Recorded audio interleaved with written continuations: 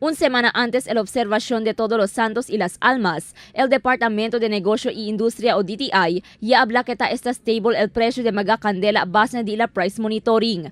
Según con el jefe del Consumer Protection Division del DTI, Jamir Omar Abubakar, está efectivo el price freeze na país siguiendo declaración de un state of lawless violence del mes de septiembre. Según pa con Abubakar, puera na candela, bajo na price freeze hindi pwede mover el presyo hasta ng mga basic i prime commodities. Following the declaration of state of lawlessness, automatically we have also price freeze, no? Hindi lang sa prices of candles, pati all basic and prime commodities. So as of September 4, the day when the state of lawlessness was declared, nagkaroon din tayo ng price freeze, no, of all these basic and prime commodities. Of course, that includes candles.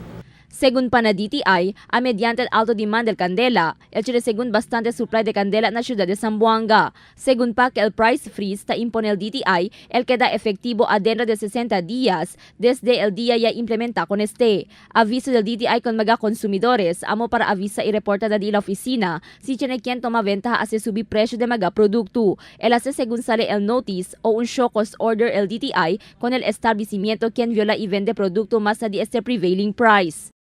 Sino man ang business establishments na mag-quote selling prices above the itong prevailing price as what we have monitored has to be issued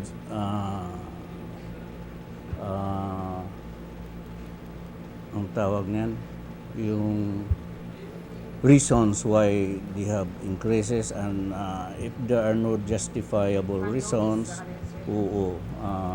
they have to be penalized.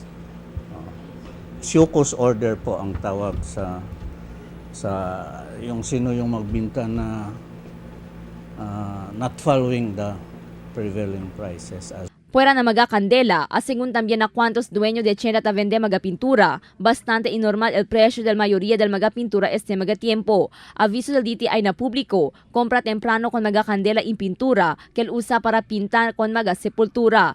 Evita según man compre na día del observasyon, evita el dalasukan de magavivientes. Crystal Almonia, Dateline Zamboanga.